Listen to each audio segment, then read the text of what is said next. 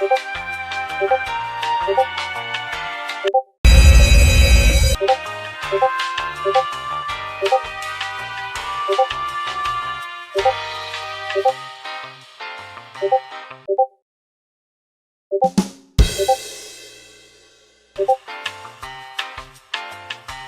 is going on, guys? Today we're going to talk about 5 things that you can do to improve as a cuber.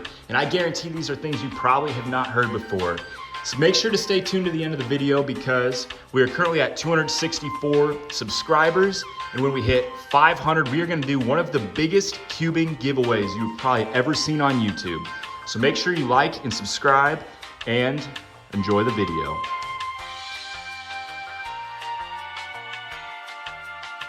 The first thing you can do to help yourself is to fully learn Look PLL. And I know a lot of you guys do 2Look or know most of the algorithms, but the thing I did that helped myself the most was going on this website, cubeskills.com, and learning one by one and then crossing out when I have them done.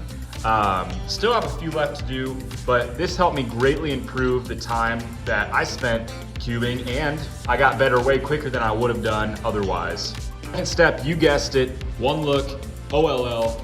Best website for this I found is rubiksplace.com. You get this full list, kind of tells you easy ways to recognize how to solve, and it gives you the absolute algorithms you can use to solve like this. Different orientations if you haven't seen some already, but can help you solve them in different ways, more than just one, which is absolutely important and dire to getting quicker as a cuber. The next thing you can do is to learn anti-permutations. And I'm sure there's a different name for this, but for example, I typically solve this edge piece PLL algorithm going backwards. And I know a lot of people use other algorithms, but I found one that allows me to solve going the exact opposite way. And so instead of taking a second to turn the top U piece to get the algorithm that I know, I'm able to just do it right then and there, and I guess that's a plus too, but I'm able to use the algorithm that I know, saving myself turns in the long run, which is gonna end up saving me time. And even though this is gonna save like half a second, I know some permutations is a double U-turn. I mean, that's still gonna save you a quarter of a second. And if you're doing 2, 3, or 4 of these things during every solve, you're gonna save yourself upwards of 1 or 2 seconds on average, absolutely helping yourself become quicker as a cuber. Now, the fourth thing you can do to get better as a cuber is trying different type of cubes. And I'm not saying go spend all your money on the latest and greatest cubes, but trying things like maybe white plastic, if you can get your hands on one of those, clear stickerless with black interior. I really like that. That's my personal favorite, or even black stickered cubes. I know a lot of people like to make bump cubes and use different colors of plastic. I don't think that particularly helps that much, but immersing yourselves into different type of cubes is gonna absolutely help you become quicker. Figure out what you like and stick with it. Right, the fifth thing that really helped me as a cuber was to try other puzzles. And why I say this is a lot of people get caught up solving their 3x3. And while this absolutely can be something that you enjoy, I think it's very beneficial to go ahead and get on other puzzles like this pyramids here. Especially if you don't know how to solve one of these already. Maybe it's gonna be a new skill that you can learn, but the main strategy for doing this is to get better at color identification.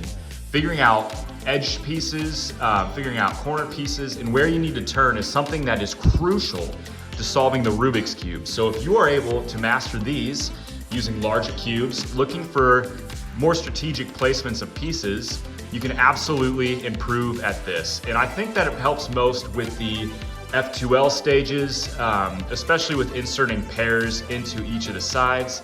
But this can absolutely help you identify colors on the top layer or maybe just the cross. But this will absolutely help, and that is why step number 5 is to try other cubes. Thing you can do as a cuber is become color neutral. And what I mean by this is a lot of people like to solve the cross on the white side or particularly yellow as well. But what a lot of people don't do is they don't look at all the colors and figure out which cross is going to be the easiest. And for example, this scramble that I conducted here just now, gave me something extremely easy. I have one orange-yellow piece here and pretty much the rest of the cross completed. So all I had to do was insert that and then switch the top, and I already had this super simple cross completed for me already. And from there, I'm able to solve everything else using this orange side having red as the top. Now, although it's kind of frustrating learning how to do something like this, especially if you've already been cubing for a long time, this is something I highly recommend doing because it'll help you easily find new crosses and overall help your color identification while looking through the cube. Especially with the short amount of time that you have with the inspection in a competition, getting quicker at this is something that's gonna absolutely help you in the long run.